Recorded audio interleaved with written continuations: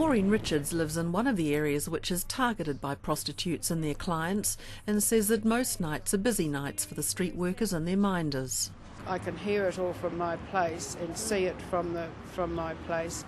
It's like they're having a street party while they're waiting for customers, and it goes on usually until about 3 o'clock in the morning.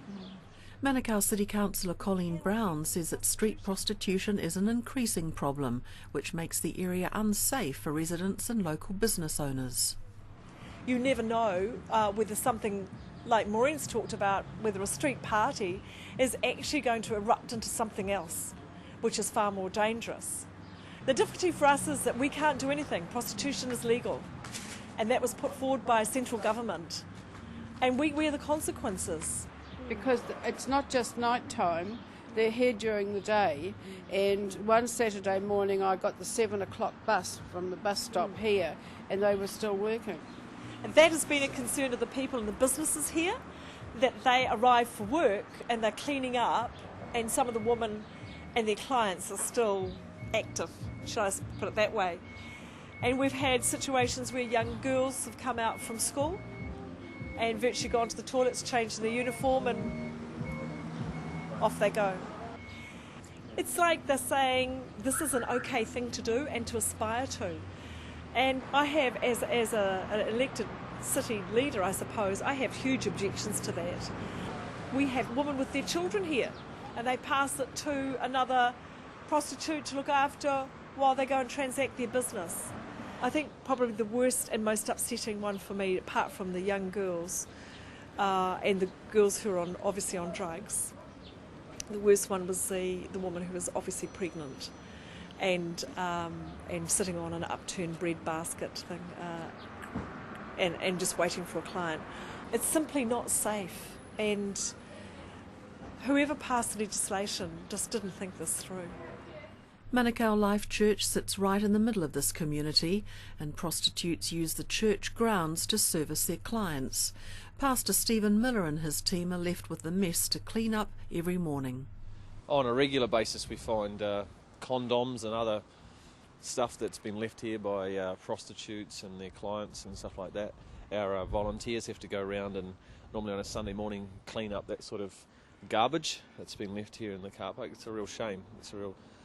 We'd love this to kind of keep our church a nice open place that anybody could come in, but the reality is I guess we've got to start thinking about fencing and all those sort of things.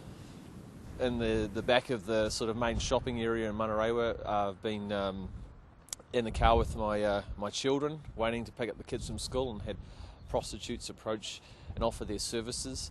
Had friends, other Christian guys who have had this similar sort of experience in the middle of the day. Just you feel yuck on the inside and a bit angry about that. We're trying to do our best as a church and as people to make changes and to pray and to believe that God can turn this around and change the situation. To work with our wider community, with our local politicians and everybody. There's a real drive within our community to see this change, see this turn around. It is a shame the government passed the Prostitution Reform Law Bill, because that really just opened the floodgates on this and has really tied the hands of our police to be able to do anything about that. So I'd love to see some of that reversed and see our streets cleaned up. It'd be really great. So you'd be in support of the bill that George Hawkins is supporting, that gives a community much more control? Absolutely. Any bill that can clean up the streets of prostitution and these sort of things would be absolutely in support of.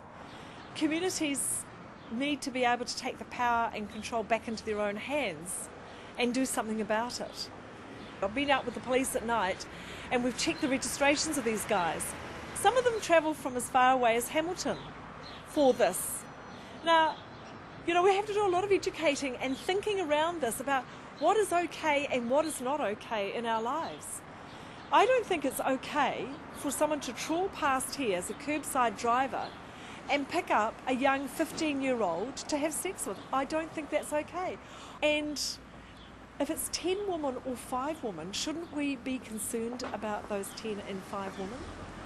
When we had a number of homicides in a very short space of time, suddenly we became every politician's flavour of the month. They came to try and fix us. Now they've left, and here we are, and we're still trying to grapple with the situation as we see it. What we'd like for them is to listen to us and to do something about our situation which fits in with where we're at.